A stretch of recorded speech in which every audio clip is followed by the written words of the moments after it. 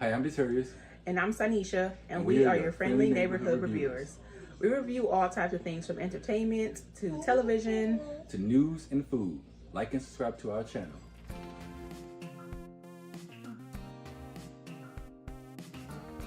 Alright, so today we're going to be finally doing our episode 2 review of Chief of War, starring Jason Momoa. Now, if you haven't seen episode 1, please go back and watch our review of that one, and then come on back up and we will welcome you on in. So episode 2 picks up the pace. It deepens the emotional stakes, introducing new characters and expanding the political intrigue across the Hawaiian islands. This episode dives deep into betrayal, mysticism, and the consequences of war. And war is bad. Okay. Kaiana and King Kaikili. They had after Kaiana helped King Kaikili conquer Oahu. I'm sorry. Kaiana realized the king lied about the threat from Oahu. And instead of warriors, they found peaceful farmers and fishermen, leading to a brutal massacre. Like, it was total devastation. Kaiana refuses to fight for Kaikili anymore and becomes a fugitive again. Right, so like we started off episode 1, you kind of see Kaiana being a fugitive and then he coming back. And in less than, I don't know, probably 24 to 48 hours, he's a fugitive once more. Because at first we realized it was Kahekili, the king, and his doings. And we feel like it's coming back around again because of Kahekili and his doings. So Kaiana is now definitely on the run. Again. And that was kind of leading up to it. And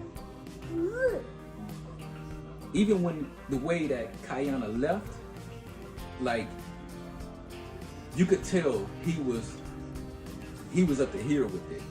And he was just like, you know what? Even his family realized we made a terrible mistake. And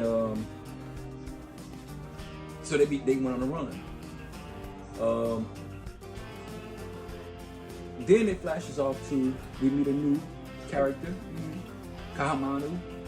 And Kahumanu is revealed to be the secret daughter of King Kaikili's sister, who we also get introduced to in a Hawaiian war chief. She's hidden from the king due to her mixed royal lineage. Her father Moku wants to take her to Hawaii and has promised her hand in marriage to a local chief, which she resists. We also learn about Kahumanu is that she's very intrigued by knowledge. And it's shown when her uncle starts revealing to her, or has revealed to her, the prophecy of how the natives came to their land. So they used a map, I forget what it's called, the star map, I believe, right? That was what they were discussing. You kind of see in some of the scenes, she's discussing what the star map is, and she's asking about this. She's inquiring, she wants to know, and the person she's talking to, I don't know if it was her uncle, I think he was. Yeah. He was kind of telling her first, like, it's not any woman's business to be learning about these things, but Right. She doesn't care because that's just who she is. She's a student. And she wants to just learn more about her culture. And usually in those times, it was mostly up to the men to do those things because they were the ones who were going to be fighting in war. So he has to know the history of the culture. So that way, when things did happen, they knew how to proceed or just had the back details about what was going on. So for this new character that does arise, which is Kahumanu, there's a lot of things that takes place in her life that is important to the show, and Absolutely. we kind of get to know her a lot more, and then know some of her family as well. And one thing that we learned is Kahamanu did not want to get married. Mm-hmm. So she's sought out, to the prophetess Taula. And Taula tells Kahamanu that the gods fear her and that her path to freedom requires a guardian. And Taula also warns Kayana about the prophecy and his role in it, adding layers of spiritual tension there. And it kind of gives you the feeling that these two are going to play an important role in each other's lives. They just don't know it yet. Right. Exactly. And then this one kind of goes like different scenes. It'll be 1 minute you're, seeing Kayana on the run, then it's back to Kahumanu. And it's kind of honestly back in between both of them, to be honest, for most of the episode. Yeah, it's mostly these two are, like I said, they're intertwined. So we're learning the different dynamics of that's going to play a large role in probably coming in the next episodes and beyond in this season. To see how their what path they're going to take. Kayana is on the run still, so Kaikili sends his men to capture Kayana, dead or alive. He didn't care. All he wanted was his mana, and he didn't care if they had to bring the man alive, or if they killed him, they just had to bring back his bones if they killed him. So Kayana flees through the jungle, drawing the warriors away from his family. And let me tell you something, I would have squared up with my family if it was me, if I was Kayana. But he ended up getting injured and ends up in a cave where Kahumanu nurses him back to health, and that's where their paths finally get to meet. And she recognized some of his tattoos. I'm not gonna give you that type of spoiler, but it goes back to the prophecy. And so when you see it, you're gonna be like, oh, and then a new, I don't want to say more involvements come in play. We have the European arrival, and like in the first episode, this is before colonization, so now they're starting to come there, and European ships arrive, wearing due to Captain Cook's fate. Kayana ends up, and Kahumanu ends up running into the Europeans, and it was tense. They had a stare down to make sure they was testing each other's temperature and make sure that you come in peace and I come in peace. And Kayana ends up killing one of Kaikili's men, sneaking up on the Europeans, and he earned their trust because he saved their life. As Kayana leaves, he tells Kahumanu, go to this meeting spot where my family is, give them this, and they would know exactly what this means. He draws Kaikili's men away from the Europeans and Kahumanu, and they're after him deep. So they get to the cliff, and Kayana realizes, hey, look, this might cost me my life, but I gotta fight. So he fights, and the war chief ends up charging him after a lot of the men got killed, and Prince Kalupe sees from a distance that they're trying to kill him and they're not trying to capture him. So he's now looking at distrust, like, what is going on here? So Kayana ends up taking the war chief with him over the cliff, and they didn't show where the body went, but Kayana ends up waking up, and he gets rescued by the Europeans because he saved their life. And he ends up on the ship, and they're sailing away from the island, even though he wants to go back. Kayana's loyalty was definitely challenged in episode 1 and in episode 2. To his people, to clash with the king's manipulative tactics, he broke his war club and left it at the temple. So, and symbolize that right there let everybody know that, hey, I'm not with you guys. I'm not with I support King Kaiakili, and I reject his rule. You have more dynamics into this episode. You have the female empowerment role, where you see Kahamano challenge the Trisha and Rose, refusing to be a pawn in a political marriage. Right.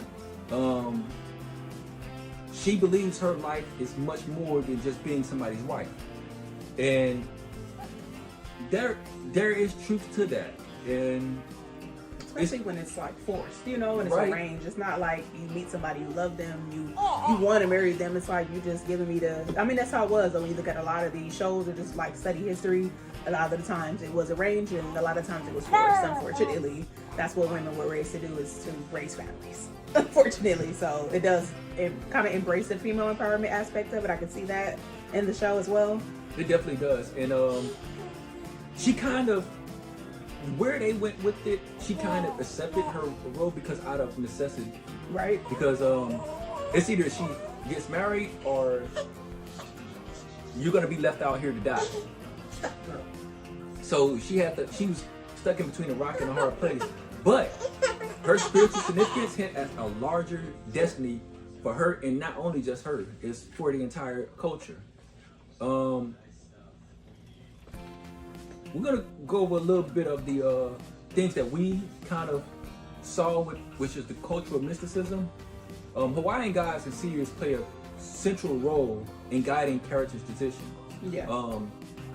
Taula, although her message was cryptic, suggests that divine forces are at play here, and they're shaping each and every event that is happening. And from the way Kahumanu's mind wants to know the history of the people, to know the spiritual significance, it shows that there is a change that's about to happen, and either everybody's going to be okay with it or everybody's not. But at the end of the day, it's going to definitely define the culture in a whole different way. So that's pretty much like, honestly, the fullness of it in the episodes, without like trying to give it point per point. But I would say like we could probably discuss go over our takeaways, and then next we'll do our predictions, and then what did we rate the episode. All right. I do want to talk about the cliffhanger ending. So right now, everybody presumes that Kayana is dead. There's no, after falling over the cliff, nobody's seen his body. So I do think that here's my prediction. I do believe Prince Kalupe is going to have to go back and face the wrath of his father. I do, because that he specifically wanted Kayana's bones. He wanted him dead or alive, and he's going to be. I think it's going to pick up him searching for the body, because if he goes back empty-handed, who knows? His father would kill anybody at this point to get his achieve his goal. I believe Kahumanu is going to take her role as wife of the war chief. They haven't given his name yet, so we're not going to give any spoilers of that. I'm interested to see what the family, Kayana's family, is going to be doing, because they don't know if he's alive, and nobody has seen his body. Right. So I wonder how that's going to play out with them, where they're going to fit in on Hawaii, because they're home. They can't go back home. Right. They cannot go back home. Due to the previous battle that they had, is just going to be create too much chaos. It was just too chaotic as it was. I don't know what predictions I would have, though. I'm trying to think. I think Kayana's gonna, when he goes to the foreign land, he's gonna learn a new language. I think he's gonna learn how to use firearms. And I think because of the trust that he has established with the Europeans, I believe they're going to play a part in the war in helping stop Kaiakili. Now, do I I'm assuming, I'm going to go out on a limb and say that I believe by the end of the show, Kayana is going to be the king to unite everybody. And I think he's going to do that with the help of the Europeans. Now, how much can he trust them? I don't know. I think they're going to end up, betraying everybody once they get inside. But that's still up to Graf right now. I think he's going to learn their ways, their culture while he's away, and they're going to go back and he's going to help take over. He's going to help take over. And who is he going to back? I don't know. That's going to be the interesting question. Because what if Hawaii's chief is just as bad as Kaikili? Yeah. Now you're going to have a dynamic where you're going to do the lesser of two evils. And we already seen that Kayana is not the one to choose those type of things. If he's going to stand on what he believes, and it's going to be interesting.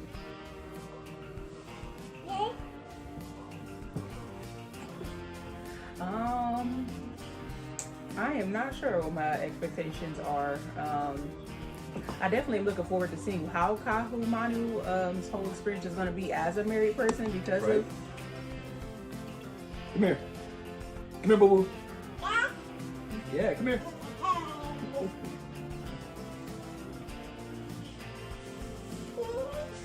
Yeah. Yeah. Yeah. I'm still, and I'm also still curious of how Kayana is even going to get back to the islands, Right. Because that's a far way. It's not like it's just across the street. Yeah, or like even just one little boat ride away. That's a long trip, and it's by water. It's not. I mean, he is good with the water, so that's interesting how he's going to get back. And then I would like to know how long he's going to be gone. I don't know. It's like it's a lot for episode 2. I would have thought this would have been like the ending, like the last episode, of something like this happening. And then you're like, dang, wait for season 2 to see what's going to happen. But for it to be episode 2, it's crazy. So I'm just actually excited for what's going to happen. I'm not really sure about my expectations yet because I'm just still like, I don't know. Like, I didn't even think about the points you had. Though you had some good points, especially about the son having to go back to his father. Yeah. That was a good point. I didn't even think like, wow, yeah, that is a valid point for sure. Because he killed King Hahana, and Hahana, he trained him. Yeah. Hahana looked up to him. So if he's willing to do that to him, and he did it in front of everybody to make the proof a point, you're the prince. I do think the prince might disown his father. I can see that eventually in episodes. Like right now, he might be still trying to fight for his favor, try to prove himself to him. Like you said, he might do something even crazy to the point his dad's gonna probably do something crazy to him to the point where he might disown him and probably link up with Kayana and they become, they try to figure out a better way of doing better because that's like breaking the cycle, for their family. So that could be an option. I didn't think about that, but I don't know. A takeaway for me is, I know when I noticed the Kahumanu's prophecy was like that there was just like, she told her like it was going to be bad, like really bad things to come. A takeaway from that, I don't know, I had it in my head earlier, but it was just basically, all prophecies aren't great. All of spiritual things that you learn about and you hear about your future isn't always good, but it's for the betterment of yourself or the betterment of those around you, even if it isn't beneficial, you feel for you. So I definitely want to see how that plays out because I would be scared. Like, and me, I'd be overthinking everything. So every step, everything in that marriage would have just had me like, what's gonna happen? Like on edge, like something's gonna happen. Like, so yeah, I'm definitely looking forward to seeing how that process works for her. Absolutely. And if you're enjoying the show, show's blend of history, mythology, and drama, episode 3 promises even more twists. Like, I cannot stress how much I am loving this show. Yeah. And if I have to rate it out of this episode, out of 5, what was it? We're gonna say Cupids. 5 Cupids. Because we love on this channel. I would say, I would give this one, I would give it a solid 4.5. That's what I had in my head. 4.5. Mm-hmm. I really wish they would had a little bit more action in it. So, but I do understand you need these filler episodes. So not everything is going to be action packed, but it was definitely a really good episode. Episode 1 was a 5 Cupids because man, it started off just with action throughout the whole thing. The first 10 minutes to the last 10 minutes. For real, and then it gripped you like. Even with the death of King Kahana, it made you. It tugged at you. I like this episode. It wasn't as as that dramatic, but it was still a very good episode. Good insight, really good insight. For real. And expectation for the next episode for sure. So that's pretty much it for today's episode for our podcast. We definitely would encourage you guys to like, subscribe. We are on Instagram, Facebook, YouTube, and TikTok. So definitely follow all of our channels to keep up with what we're doing. We're going to be reviewing all types of things. So this is just something we wanted to start because honestly the show looked amazing from the preview. So we're just like, let's check it out, and it's really good. So we've been waiting on this episode. We was watching another show and then we saw it was like, wait a minute. Yeah, like what's this? Okay, and so when it came out, oh man, we immediately have to jump on it. So definitely jump on our channel. For real. And we will see you in our next video, which will probably be we're gonna try to get it out in the next few days or so. Hopefully, definitely will be before Sunday. So peace.